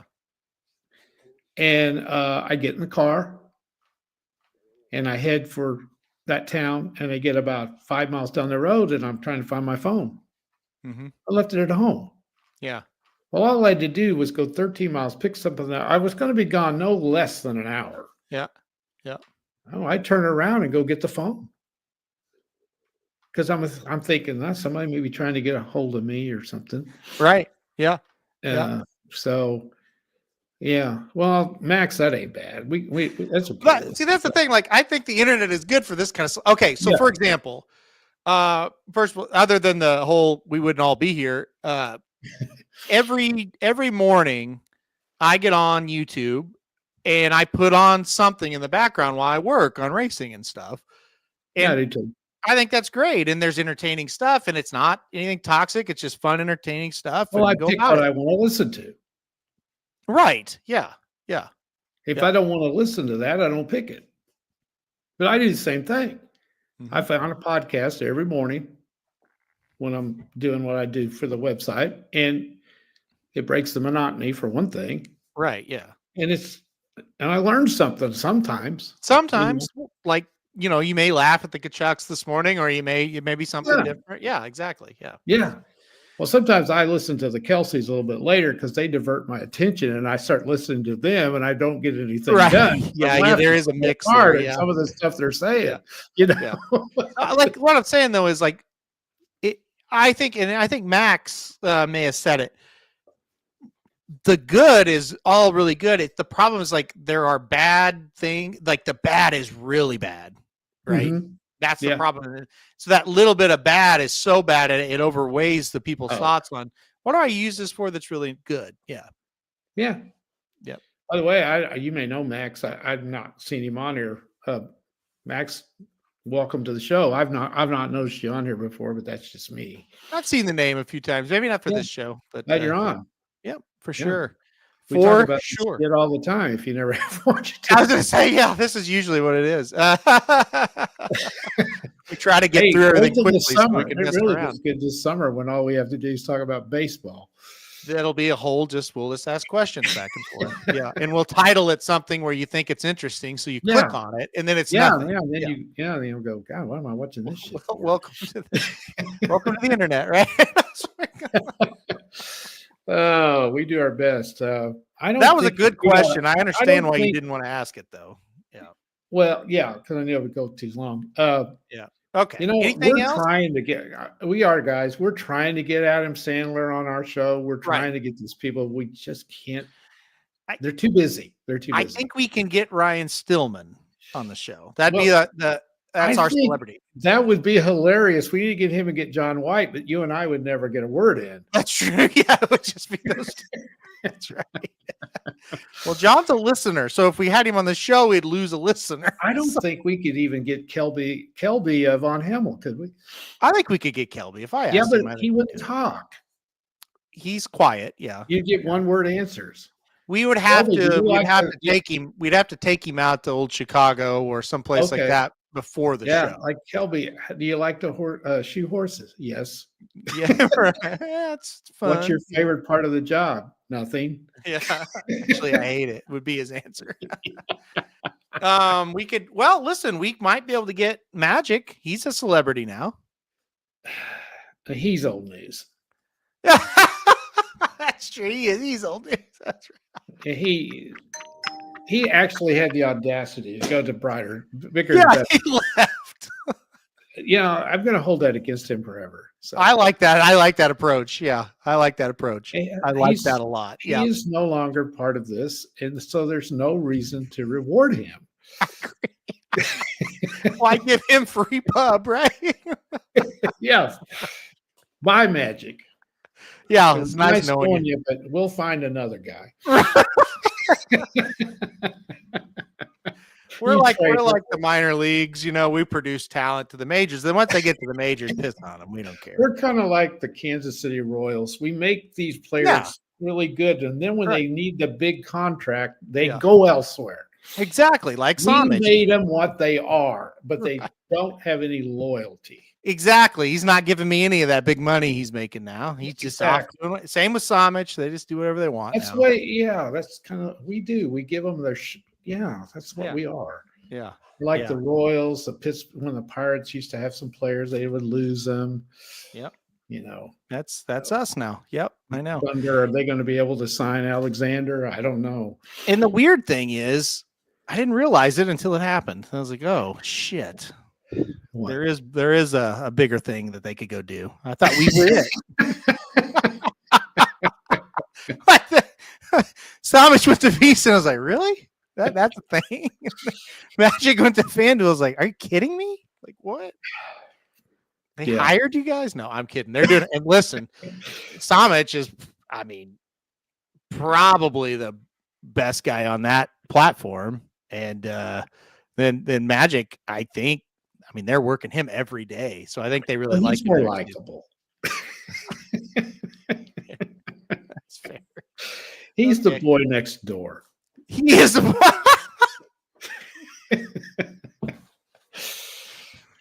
He's the boy next door. He has a boy next door face. He does. He does. Okay. Yeah, he does. All right. Well, that's a take. You haven't spent a ton of time with Magic. That's the thing. Yeah, that's true. He doesn't act like the boy next door. I know he's edgy. He's edgy. That's right. He's edgy. That's good. All right. Well, versus Net-Kin Palm. I don't know what that is. Is that a computer thing where they pick games?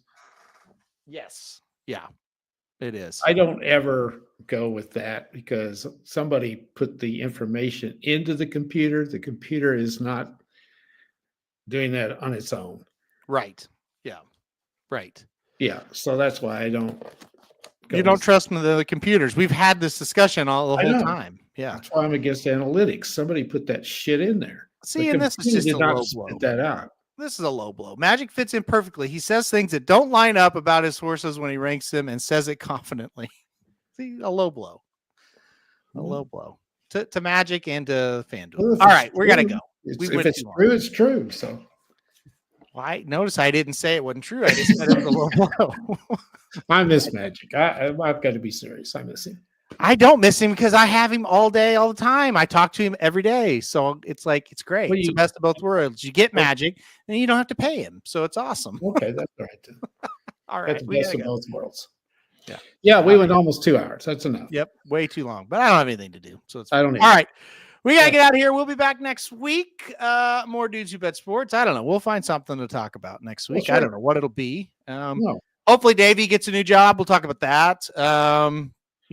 Basketball. I hope Davey gets to be on again like he is here. See, if he had a teacher job, he couldn't do it. I just feel like pipeline surveyor, he can be on anytime he wants. So I think we're good. Yeah. Because like if you're surveying a pipeline, you can say, hey, stop. I got to listen to this. And then go back. What do you do when you survey a pipeline? You look over there and go, yeah, that's a pipeline. I think what you do is you go to the pipeline, wherever that may be. Uh-huh. And you He's in Kansas. Eye level with the pipeline. Like you got to get eye level with it. And you just kind of look at it and you say, yeah, that looks good. Well, I think also you got a little bit of power probably. You probably have a jacket on that says pipeline surveyor. I probably like one of those like green jackets. You know what I mean? Like not like bright ones. Orange maybe. Yeah, yes, yeah. Construction worker type. Right, thing. yeah. There you go. Yeah. And you probably got a ball cap on. It says pipeline surveyor. Maybe a hard hat. Oh, hell yes. You have a hard hat and you strut around like Davey can do. Right. Yeah. And you act like a big shot. Oh my goodness. Look at this. Hold on. He says he walks 4 or 5 miles a day, takes a reading every 200 feet. Pipe is underground. Oh. So you have to know how to read whatever you're doing. Yeah. So there's a meter, I would say. He does wear a hard hat. And high vice vest. What's a high vice? High vice vest. I mean, that I is that like kind of joined together like a Velcro? I would imagine it's bright. It's like a bright vest where they see him out there and they know what he's doing. Yeah. Okay. Yeah. Well, it's important. So I would imagine he's making sure something hasn't happened to him. Where in Kansas are you, Davey? He's not in Kansas anymore, Dorothy. No, I don't know. He said he was going to Kansas. High vision, bright green. Bright green. You had it. You had bright green. There you go. Yep. I'm proud of you. No, me too. Me too. You got it beats what you were doing. Well, there's no question. There's no question. You've bettered yourself, and it's probably a lot less stressful. Yeah, trying to get kids to practice track. Yeah, yeah. McPherson, I know where that is. Oh, absolutely. I've been through McPherson. He said he makes sure it's at a safe distance under the ground. No, this is okay. I got it. Yeah. He checks for corrosion. Yeah, that makes sense. McPherson. Yeah, McPherson, Kansas. That's middle of, that's between Wichita and Salina. Yeah, it's a middle of nowhere. Yeah. Do you stay in McPherson? I would. Where else are you going to stay? Yeah. Well, you could, twice the pay. Very simple. See, that sounds like Magic's job. Well, let's face it. Coaching track's pretty simple. Well, I've never coached it. Run fast. I would imagine my coaching of track would just try to run as fast as you can.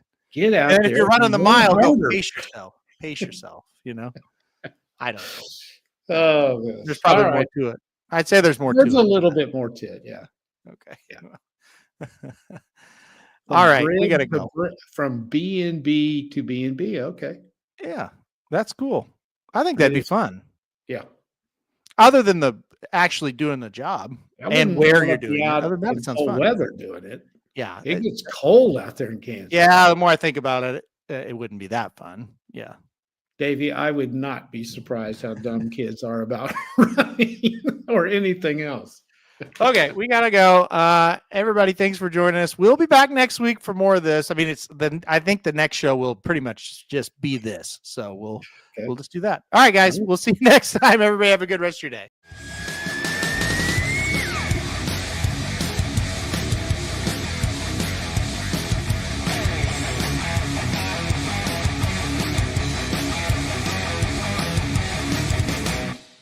This is Good to Bet Sports.